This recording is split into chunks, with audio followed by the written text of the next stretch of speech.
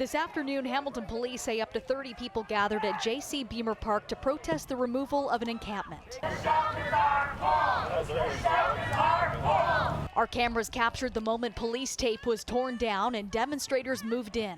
That's when a protester was taken to the ground. The support network says another person was hit by an officer as tensions escalated. Police confirming that a 33-year-old man was arrested for obstructing police and a 27-year-old woman was arrested for allegedly assaulting a police officer. It all comes in the hours after police say officers and firefighters rescued multiple residents from their tents before a fire spread. Residents are in shock and they're now asking, where are we going to go? The fire department responded shortly before 6 a.m. to a rubbish fire, and they say luckily no one was injured, but people advocating for those living in the encampment say they were quickly given eviction notices.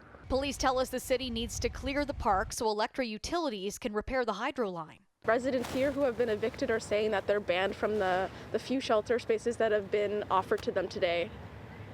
They're banned, so where are they going to go? Hamilton police say the majority of those affected have been relocated and that 6 individuals have been provided with shelter. But the Hamilton Encampment Support Network says those are not permanent solutions. Residents are asking for housing, are not asking to be moved around from shelter to shelter. It's something the city's housing services director agrees with, but Edward John says right now there are housing challenges. Affordability is a top issue, not only in the city but in the country. In Hamilton, upwards of 5,000 people are waiting for an affordable housing unit. There are a different response to those that are unsheltered, and we are able to prioritize 1 in 3 offers to those individuals. So it's not as if we talk to people on encampments and say, do you want to join this wait list and wait 10 years? No, that's not the response. We have many more rapid abilities to accommodate those needs. There's statistical data that Indigenous people are overrepresented in the homelessness sector. Indigenous community leaders don't believe the city is doing the work to consult First Nations group about encampments. Everybody has rights, human rights,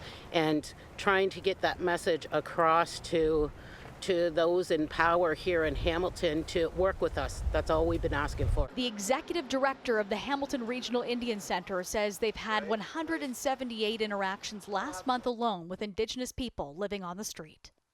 And we're on scene in central Hamilton tonight at J-C Beemer Park, and you can see it's quite an active scene. There are about 100 supporters of encampment residents along with dozens of Hamilton police, city staff, and bylaw right now who continue to take down this encampment. We did hear from the Encampment Support Network in Hamilton around 5 o'clock this evening with more on the arrests that were made this afternoon. We will continue to show up in numbers, we will continue to show solidarity, and we will continue to show that community finds this unacceptable. 2 individuals, as mentioned earlier, were arrested between 1:30 and 2:30 p.m. One of them was a Black disabled woman that had no plans put in place for the medical supports she will need. It is unclear if she will be released today, if she will be held overnight.